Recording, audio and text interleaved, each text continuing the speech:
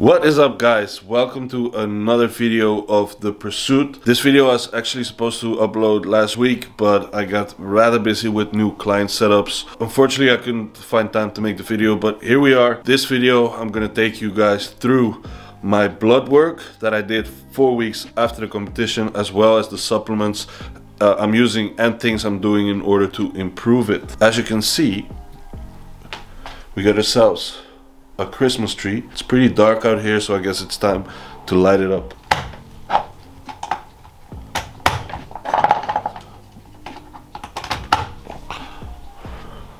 Boom. It's a pretty big tree. It's actually bigger than I am.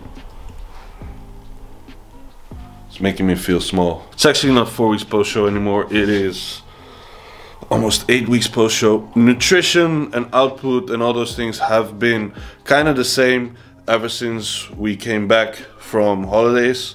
So those things are all kind of stable. Body weight is rather stable at the moment. All of what we're trying to do right now is just help the body recover in order to really start the off season, hopefully the first week of January or after the first week of January. So without further ado, let's jump in to the blood work. Alright, so here we have my actual blood test results. This is from 4 weeks after the competition, so we can basically already accept that this is not going to be a perfect panel right here, since we have been using PEDs leading into the show, and at the end also had some orals in place, which I find usually going through blood work and going through different types of cycles that orals wreak the most havoc on my blood work, especially looking at lipids. So let's dive into it a little bit. The first part here is my blood, my actual blood, so my red blood cells, my white blood cells. The only thing that's off there is red blood cell count, and it's off by just a tiny little bit, which is to be expected, because when you're on gear, you actually will produce more red blood cells.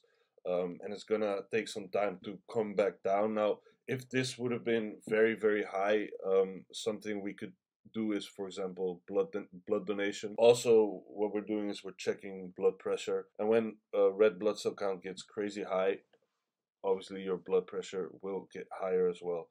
So with that, we check that through prep, and it's never been really high. So this is nothing to worry about for us right now. One thing that is for us to worry about is the HDL cholesterol, because it's quite low. As you can see, it's 0.65, whereas the range is it should be higher than 0.91, and that's already the low end. And this is likely due to the orals depleting my HDL cholesterol. My LDL cholesterol is not bad at all. It's not high. You don't want it to be very low either, because you need LDL cholesterol. Even though they say it's the bad cholesterol, you still need it. And then we go on to the liver and kidney enzymes. As you can see, there are some elevations right there in both ASAT and ALAT. Not a lot, and a lot of these can come from, you know, the breakdown of muscle tissue, the breakdown of proteins. If you eat a high protein diet, you will get these levels will be elevated. So again, for us, nothing to worry here because it's not excessively high. However, we do want to support it, so that's why we have liver stack in place from supplement needs, and that'll help the liver with basically all the nutrients it needs for functioning. And if we can just support liver function, the liver itself will do the job it needs to do properly.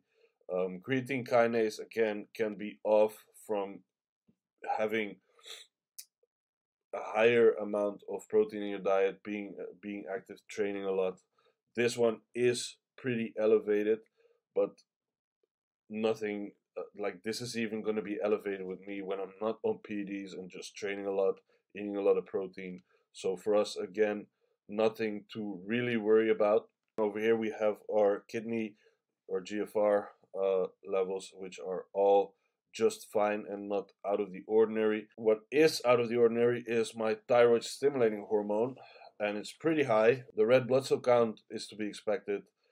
the lipids were to be expected with the orals being in. The ASAT, the ALAT were to be expected, creatine kinase as well. But my thyroid stimulating hormone was one thing that surprised me, because I was taking both T3 and T4 throughout prep, which T4 is basically inactive thyroid and T3 is an active thyroid hormone. So basically what it does is it transfers from T4 into T3, and it takes off one iodine molecule in order to become T3. But even before that transfer from T4 to T3 happens, where it all starts is in the hypothalamus, where it will send thyroid releasing hormone to the pituitary gland, and the pituitary gland will then send out thyroid stimulating hormone, which is basically a signal to tell the thyroid to start producing thyroid hormones. Now, if this is high, which it is with me, as you can see, it means that the body senses low thyroid hormones in the body, and therefore it will send a signal to start producing them.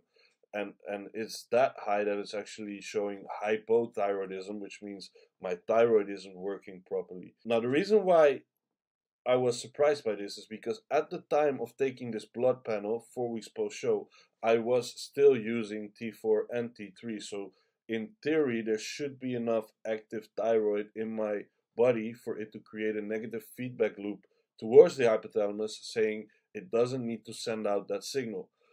So this is the only one that surprised both me and Kyle. And we got another test planned where we're going to dive into T4, T3, free T4, and free T3 in the body, so we can get a little bit of a deeper scope on this and what might be the problem. Now, as of this moment, I am not taking any thyroid hormones anymore. So it should be recovered by the time we're taking our next blood test, which is going to be the first week of January. So that should be interesting, but right now we're still a little bit uncertain what the exact reason is why this one is high. I mean, we know we've used thyroid hormones. A possibility can be that the T4 was fake and not actually doing its job. But that's just a possibility, but we cannot exactly say what the problem is until we have a full thyroid panel. So this is something to dig in deeper and something that definitely needs to recover before we do anything else. Now, then we have our luteinizing hormone and our follicle stimulating hormone, which are low, which again is to be suspected because I wasn't completely off, right? I went off cycle into a TRT dose, which is basically mimicking your natural testosterone levels, but by doing so in an exogenous way, your body will not produce luteinizing hormone and follicle stimulating hormone. Then estradiol, so E2, estrogen was still a little bit high, but both Gal and I decided that it's actually good for us to be here, because if we drop estrogen down lower, that'll mean that HDL cholesterol will come down as well, and we cannot have that right now. So maintaining estrogen around this mark for us is pretty good right now.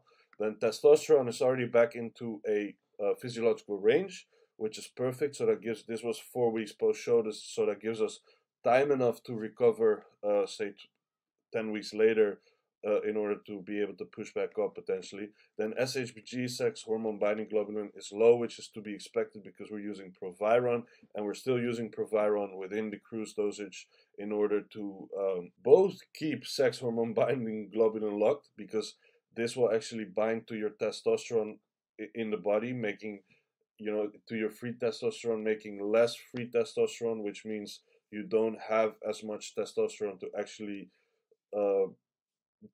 do the job it needs to do, because it's locked by sex hormone binding globulin, basically binds to the sex hormone and makes it inactive. And having that one low will enable us to have more free testosterone. So actually pretty happy with that one being low at the moment. And the other reason why we're using Proviron is because it competes with the aromatase enzyme, which helps against estrogen side effects right now. So overall, the blood work isn't perfect, but it's not very bad either. The big pointers for us are increasing the HDL cholesterol, getting a hang of the thyroid and making sure that one recovers, and at the same time, we're just supporting the liver and the kidneys, but that's something we do year round. If being on high dose androgens or being off, we always want to support the liver and kidneys in their function with the proper nutrients. So yeah, that's what blood work looked like 4 weeks out. I'm gonna do 4 weeks after the show. I'm gonna do another blood panel first week of January, so I'll take you guys through that one as well as our decisions that we make based off that blood work. Because right now the decision is obviously to wait, let the body recover some more, and obviously with the supplement protocols that we have in place, help the body to recover, and then retest again in January and take it from there. So that's the blood work for you guys. Let's dig into the supplements we're using at the moment in order to help recover these blood markers and basically maintain good health in order for us to live this lifestyle that we're doing. Obviously, you know, using PEDs and everything is not the healthiest way of living, so we gotta look out for our health here, as that's gonna be more important than anything really, because if you don't have health, what do you have, right? So we're trying to protect that as much as we can and support it as much as we can. So let me show you the things we have right now in order to help support the body and recover these blood markers. So obviously we have our Astrac Flow here from Supplement Needs, which is for the kidneys, and then we have Liver Stack. Yes, Liver Stack. Obviously for the liver, we've been using these two throughout prep, so that helped the liver and the kidneys take on this bigger burden. Now, is this an approach that you can take? I'll take Liver Stack so I can just load myself up with orals and my liver can take it? No, obviously not. All you're doing with this is supporting the liver with its own function. So you're giving it the nutrients it needs to function and making sure it always has enough of those nutrients sitting around as liver function is being taxed a little bit more. But it's not like this is gonna save you if you just do crazy stuff, right? So you still need to be sensible here. So Liver Stack Astrac Flow for the kidneys. This one is awesome. It has astragalus in there, beetroot extract, hawthorn berry, which are all highly dosed and very effective for kidney function. Highly recommend it if you are concerned about your health, using PEDs, or you're just training a lot and putting a lot of stress on the body. The liver is still going to be taxed a lot. If you're eating a lot of protein, kidneys are likely going to work a little bit harder, so supporting them is never wrong. Then we have a broad spectrum multivitamin and mineral just to cover, you know, most needs. A lot of B vitamins in here, which I like that it has the methylated B12 version. If you don't know what that means, B vitamins can be either methylated or not. In order for them to be bioavailable, we need them to be methylated. Now this can be done in the body, but it's a longer process and it's not always going to work as effectively as taking methylated B vitamins. Another way of getting in good B vitamins is eating chicken liver, but you got to make sure it's organic chicken liver, so otherwise you still get a bunch of toxins in there. But yeah, I take this one as my multivitamin and mineral just to cover the basic needs. Then we have the Immuno Stack, which is for the immune system. This one is actually not based off blood work, but it's just because my immune function has been low ever since coming off stage. And since it's winter here right now, we're not getting a lot of sun, where the immune system is going to be taxed a little bit more, so it makes sense to support it. Then we have for our lipids, so for the HDL cholesterol, we have the CV Pro Plus Stack from Supplement Needs and Cardarine, which this one will help lipid recovery but also boost your performance, so your endurance. This one has vitamin B3 niacin, which has been shown to increase HDL, or at least support the body's production of HDL. And this one, actually I have to build this one up because it has high dose niacin. Now I don't know if you ever have taken niacin or a pre-workout with niacin in there. and experience the nice and flush, but I did.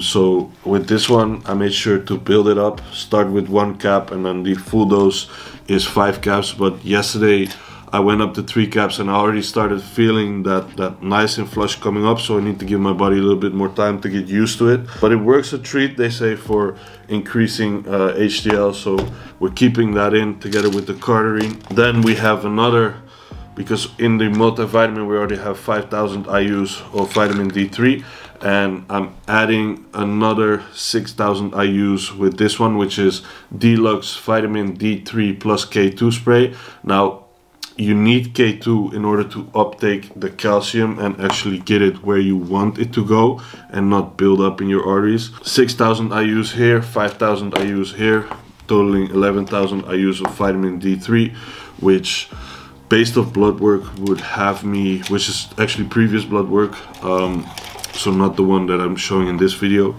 would have me sitting at the upper range of vitamin D3. We have telmisartan, which is an ARB receptor blocker, which helps with keeping blood pressure in range, especially if you're using high PDs, which I'm not at the moment, but we're keeping it in order to maintain that right now. Metformin, which is going to help us with managing blood glucose, blood sugar, and it's also helping to lower oxidative stress on the body, which they found that the main reason for bad cholesterol, so if your LDL is very high, means that you have a lot of oxidative stress. Metformin also helps to lower oxidative stress. So those are the ones I'm using right now. We also have zinc in this, so I'm not taking any extra zinc right now. I do have it here. And then omega-3 from EPA DHA Balanced by Gero, which has per serving, which is 2 soft gels, it actually contains 2,000 milligrams of total fish oil, of which 800 milligrams is EPA and 400 milligrams is DHA. Actually taking 2 servings of those right now, so that's 4 caps in total a day. And that's what we're doing supplement wise right now in order to help the body. We're also eating a healthy diet, making sure we're not stressing the body with shitty foods, and actually providing as much nutrients from the diet as possible as well, because we got a lot of nutrients in here, but that doesn't mean we don't have to eat a nutrient dense diet. We still want our food to actually contain a lot of vitamins and minerals. That's just common sense in my opinion. That's just making sure your body is in a healthy spot and you're living a healthy lifestyle, and that's obviously going to reflect in your blood work as well. So we'll be continuing this at least until my next blood work results come in, and based upon that we will then decide which one we continue to use, which one will drop out. So like I said, liver stack and kidney stack and probably the cardiovascular stack are the ones that we're going to keep in year round right now, especially if we're going to push up body weight, as well as telmisartan and metformin. D3 is one to keep in, multi is one to keep in. Now the immunopro stack might drop out if we don't need any more. Cardarine might drop out if we don't need any more. We're going to keep omega-3s in there for sure, and that is basically it in terms of health supplements that we're using at the moment. Next blood work's planned, like I said, once I have the results and everything's been discussed, I'll make another video about that. I promise to be on time this time around. Yeah, that's it for now. So hope you enjoyed this video, hope you learned something, and if you did, please make sure to comment, like and subscribe. And stay tuned as we're going to train with the new IFBB Pro Siem Goossens, who just won his pro card last weekend, and we're going for a nasty little cheat meal after as well. So I'll see you guys for the next one. Peace.